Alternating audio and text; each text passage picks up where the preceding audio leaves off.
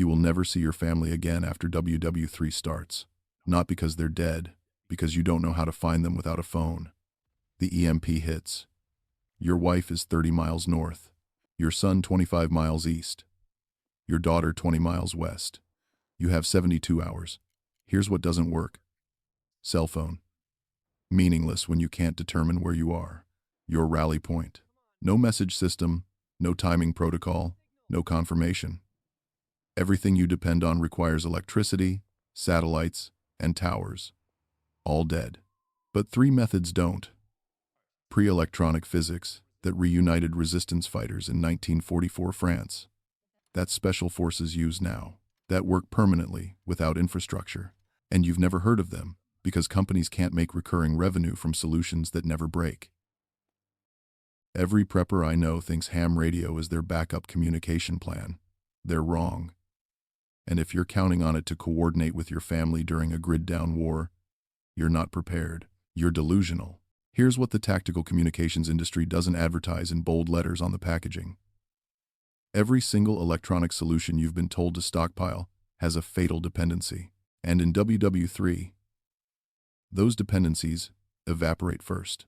Let's start with ham radio, because that's what everyone bought after COVID. You spent $400 on a handheld, maybe $1,000, $200 on a base station. You programmed in some frequencies. You got your license. You think you're ready to reach your family 30 miles away when cell towers go dark. Wrong. First problem. Power. Your handheld runs on a rechargeable lithium battery. In continuous use, you get 8 to 12 hours.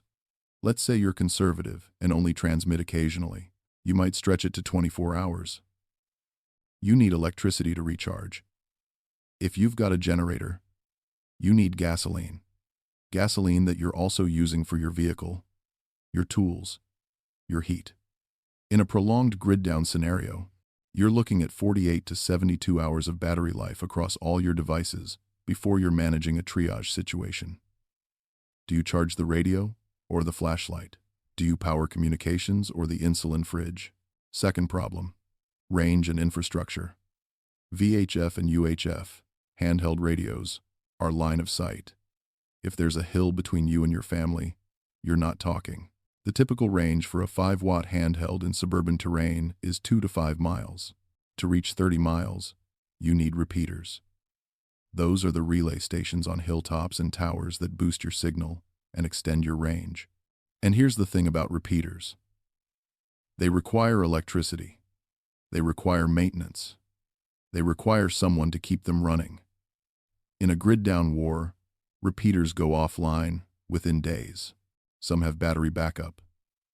Some have solar, but most don't. And the ones that do become priority targets or get looted for parts. Third problem, jamming. This is where it gets ugly. Military doctrine in peer conflict includes electronic warfare. That means jamming civilian frequencies. It's not theoretical. It's standard operating procedure. During the Gulf War, Iraq jammed coalition communications. During conflicts in Ukraine, both sides jammed GPS, radio, and cellular. If you think your ham radio frequency is going to stay clear during WW3, you don't understand how war works. The military will flood the spectrum with noise or simply deny civilian bands entirely. Your $400 radio becomes a paperweight that drains batteries. Now let's talk about encrypted messaging apps. Signal, WhatsApp, Telegram. All of them require one thing: internet. And internet requires cell towers, fiber optic lines, server farms, electrical grids. An EMP doesn't just kill your phone. It kills the infrastructure. Even if your phone survived in a Faraday bag, even if you've got it charged, the network it depends on is gone. You're holding a device that can't connect to anything. What about satellite messengers? Garmin InReach, Spot, Zoleo. These run $350 to $500 plus a monthly subscription. They're marketed as the ultimate off-grid communication tool. And in peacetime, they work. But satellites are the first targets in a modern war. China has demonstrated anti-satellite weapons. Russia has them. The US has them. Low Earth orbit satellites are fragile. One kinetic strike turns a satellite into shrapnel. And that shrapnel takes out other satellites in a cascade called Kessler syndrome. Within hours of a WW3 opening salvo, you're looking at a debris field where GPS and communication satellites used to be. Even if you wrote down GPS coordinates on paper, even if you laminated them and kept them in your bug-out bag, they're useless. GPS coordinates are meaningless if you can't determine your own position. Without satellites, your GPS receiver is a dead screen. So what do you actually use? The answer isn't more electronics. It's physics that predates semiconductors. In 1952, before GPS existed, before LORAN, before even basic radio navigation for ground troops, U.S. Marines navigated across hostile North Korean terrain using three things: a compass, their feet, and a map. They called it land navigation, and it worked so well that every infantry soldier in every military on Earth still learns it today. Because it can't be jammed, it can't be EMP'd, and it doesn't need a single electron to function. Here's how it works. A magnetic compass points to magnetic north. That's not opinion. That's physics. The Earth has a magnetic field generated by its rotating iron core. A magnetized needle aligns with that field. It has done this for 4.5 billion years. It will continue to do this after every satellite falls from orbit and every battery dies. You can buy a basic orienteering compass for $15. You can buy a tritium compass, one with self-illuminating markers that glow for 20 years without batteries or sunlight, for $80 to $120. The military uses them. That compass gives you direction. This is where pace count comes in. Before you ever need to navigate, you calibrate your walking pace. You measure out exactly 100 meters on flat ground. Then you walk it at your normal speed and count your steps.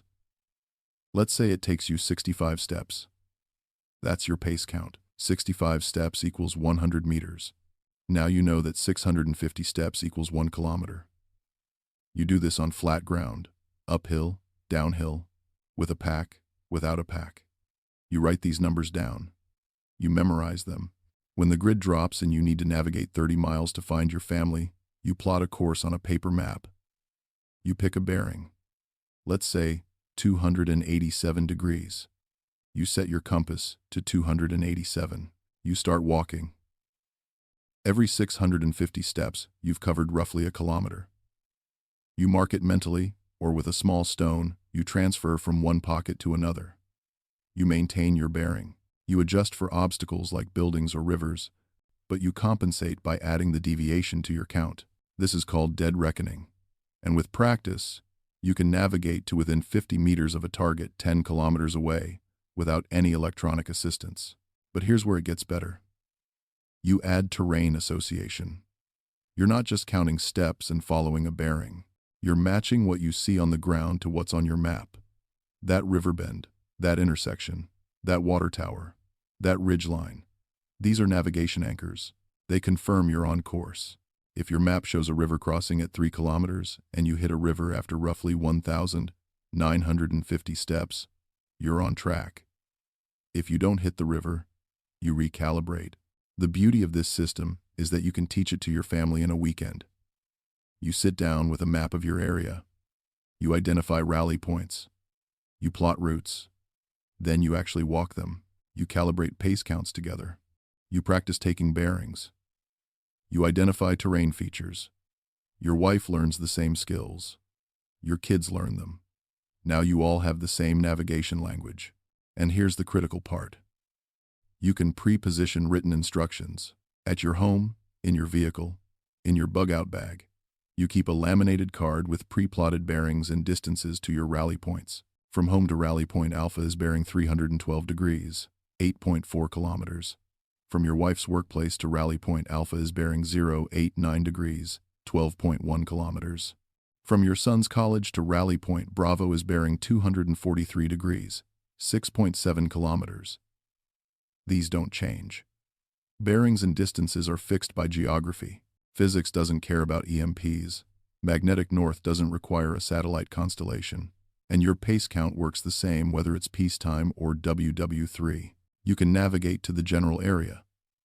But in a 5-square-mile grid with dozens of buildings, hundreds of hiding spots, how does your wife know which specific structure you're using? How do you mark the exact location without advertising it to everyone else? You've dead reckoned 30 miles using compass and pace count. But that's still 500 acres of buildings, alleys, forests, and chaos. Your wife is navigating from a different direction. Your kids from others. How do they know which building, which room, which hidden entrance? You can't just leave a note. Paper gets wet. Rain turns it to pulp. Wind blows it away. And if someone else finds it first, they know exactly where you're hiding. A handwritten note that says, "We're in the basement of the blue house on Maple Street," is an invitation to looters, to hostiles, to anyone desperate enough to take what you have. What about obvious markers, flags, ribbons, colored tape on a fence? You've seen this in survival guides. Tie a red bandana to a tree branch to mark your location. Here's the problem. Everyone can see it. You're not just signaling your family. You're signaling every refugee, every scavenger, every armed group moving through the area. You might as well paint a target on the building. Obvious markers in a hostile environment are how you get robbed or killed. Chalk marks and spray paint seem better, more discreet. You can mark a symbol on a wall, a specific code only your family recognizes. But chalk washes away in rain. Spray paint fades in sun. And here's the worst problem. Anyone can replicate your mark. If someone sees your symbol, they can copy it. They can draw it at a different location to divert you. Or they can wait at the marked spot, knowing someone will eventually show up. Wrong markers have led to ambushes. This isn't paranoia. This is how people operate when resources collapse and laws stop being enforced. Digital markers don't help. QR codes printed and laminated. NFC tags hidden in specific locations. All of them require a functioning smartphone to read. Your phone is dead. Even if it wasn't, generating power to keep it charged becomes your full-time job in a grid-down scenario. Radio beacons are worse. A low-power transmitter, broadcasting a signal. It sounds tactical until you realize that anyone with a directional antenna can triangulate your position within minutes. And the beacon requires batteries that drain continuously. You need markers that are invisible to hostiles but obvious to your family. You need marks that survive weather for weeks or months without maintenance. And you need authentication that can't be faked or replicated without knowing your specific code. This is the problem Special Forces solved decades ago. The answer combines chemistry that glows for 25 years with symbols only your family knows. There's a gas that glows in the dark for 25 years without batteries, without sunlight, without any external power source. It's called tritium. And it's not exotic. It's not illegal. You can buy it right now. Tritium is a radioactive isotope of hydrogen with a half-life of 12.3 years. When it decays, it emits beta particles that excite phosphor coating inside a sealed glass vial. The phosphor glows. The glow is visible in complete darkness, and it continues for over 2 decades, without diminishing noticeably. These are marketed as keychain lights, watch illumination, and gun sights. But Special Forces use them as permanent navigation markers. You can buy tritium vials for $10 to $15 each. Brands like Betalite and Tech Accessories sell them. They come in different colors: green, blue, red, yellow. A single vial is about the size of your pinky finger. Completely waterproof, impact-resistant. You pre-position these at your rally points before any crisis. You hide them under a specific rock, inside a fence post, behind a particular loose brick. At night, when your wife arrives at the general area, she navigates to the pre-designated hiding spot, and there's a faint green glow marking the exact location. Nobody else knows to look there. Nobody else knows what that glow means. But tritium is only half the system. The other half is UV reactive markers. These are paints and inks that are completely invisible under normal light, but glow brightly under ultraviolet. You can buy UV marker pens for $5, UV paint for $20. A small UV flashlight runs $15 and works on a single AA battery. Before the crisis, you and your family create a specific symbol, not a word, not a letter, a unique shape or pattern that only you would recognize. Maybe it's 3 overlapping circles. Maybe it's a specific constellation pattern. Maybe it's an abstract symbol your family designed together. You practice drawing it. Then you mark your rally points with this symbol using UV paint. During the day, the mark is invisible. At night, when your wife shines her UV flashlight at the designated location, the symbol appears. This creates a layered authentication system. Tritium marker says, this is the general location. UV symbol says, this is the specific spot, and it's authenticated as ours. And because the UV mark is your family's unique code, nobody can replicate it without knowing what they're looking for. Can't be jammed. Can't be EMP'd. Can't be faked. Works for decades, but you've navigated to the area. You've marked the exact location. What if you arrive and nobody's there? What if you're 6 hours early or 3 days late? What if timing doesn't align? You reach the rally point at 8 p.m. on day 2. The location you agreed on 6 months ago. The parking lot behind the abandoned warehouse on Route 7. Nobody's there. Did your wife come yesterday? Is she coming tomorrow? Is she captured? Is she waiting at a different location because this one was compromised? You have no way to know. You don't have communication. You don't have confirmation. You're making life or death decisions based on guesses. The conventional prepper advice is to wait 24 hours. But in a WW3 grid-down scenario, 24 hours in one location might mean death. Hostile forces are moving. Refugees are scavenging. The area that was safe yesterday could be occupied today. Waiting makes you stationary. And stationary targets are easy targets. Here's the fundamental problem with a single rally point. It's a single point of failure. If that location gets compromised, occupied, destroyed, or is simply too dangerous to approach, your entire reunion plan collapses. You have no backup, no alternate, no contingency. You picked one spot and hoped it would work, even if the location is safe. Timing is impossible to coordinate without clocks or communication. Your wife might arrive 6 hours after you left. Your son might arrive 3 days later. There's no mechanism to confirm who's been there, who's coming, or who's waiting. You're all navigating blind, hoping your arrival windows overlap. And if you try to leave a message, you hit the authentication problem we already covered. A handwritten note can be faked. A symbol can be copied. Anyone could leave a message that says, "I was here," moving to the backup location, and send your family into a trap. Military doctrine solved this problem decades ago. It's called PACE planning: primary, alternate, contingency, emergency. You don't have one rally point. You have 4, each in a different quadrant, each with pre-plotted routes and bearings from every family member's likely starting location. If the primary is compromised, you move to the alternate. If the alternate is occupied, contingency. If that fails, emergency. But PACE alone isn't enough. You need a message protocol. A way to leave authenticated confirmation that you were at a location and where you're moving next. You need dead drops, hidden containers at each rally point where you can leave physical proof of your presence and intentions. And you need tokens that can't be replicated. Physical objects only your family possesses. This is what resistance networks used in occupied France.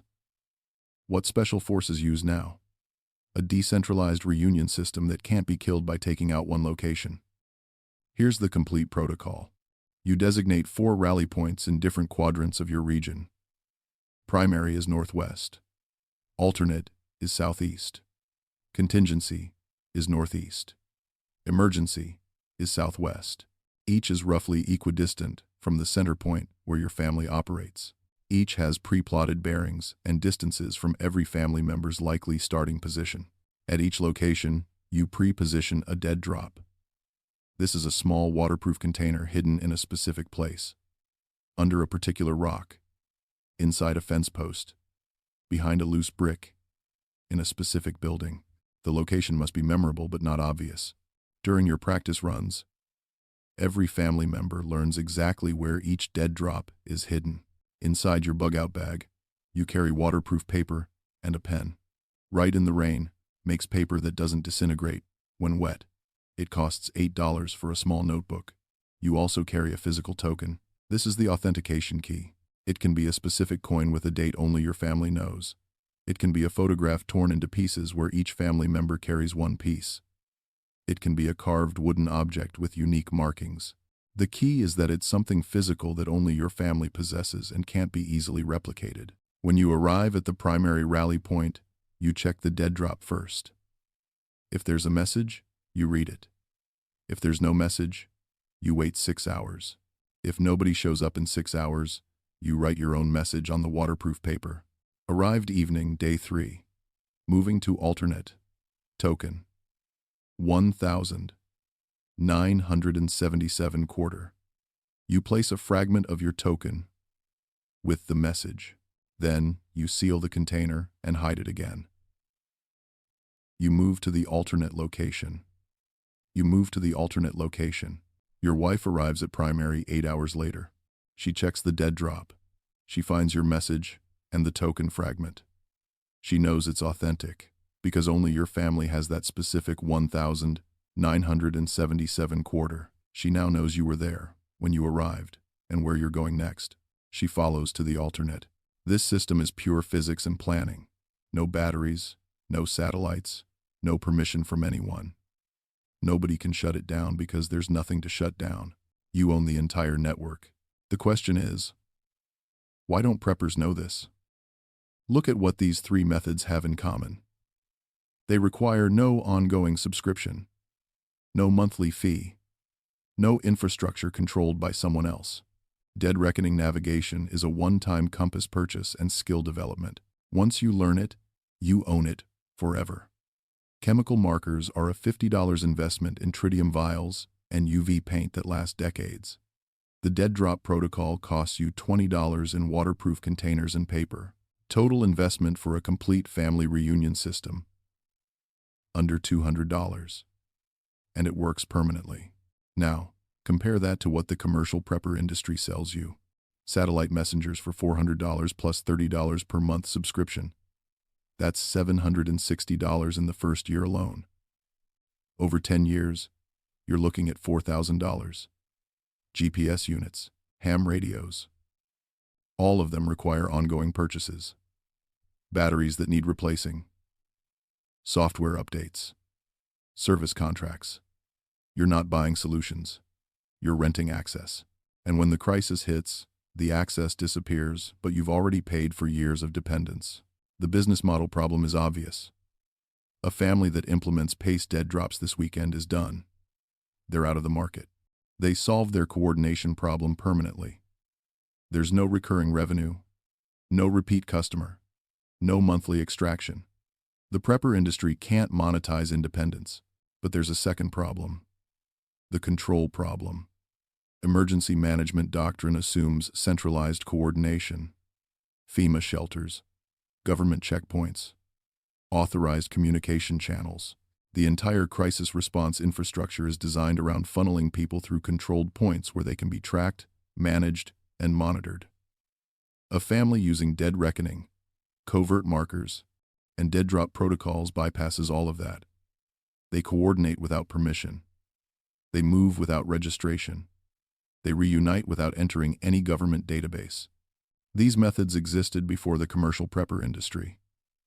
And they've been deliberately kept obscure because true independence is incompatible with systems built on dependence. Anything that makes you actually self-sufficient gets buried under a mountain of expensive gear that requires the infrastructure you're supposedly preparing to lose. So here's what you do with this.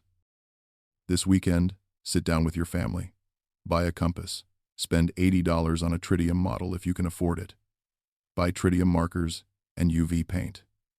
Total investment, under $200.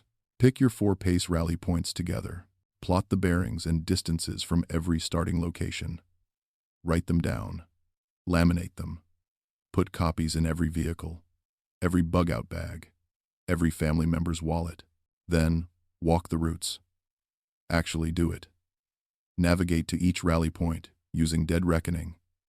Calibrate everyone's pace count. Hide the dead drops. Create your authentication tokens. Practice leaving messages. Test the entire system like your lives depend on it. Because one day, they might. This isn't gear. This is infrastructure. Your family's private coordination network. And once you build it, you own it. No monthly fees.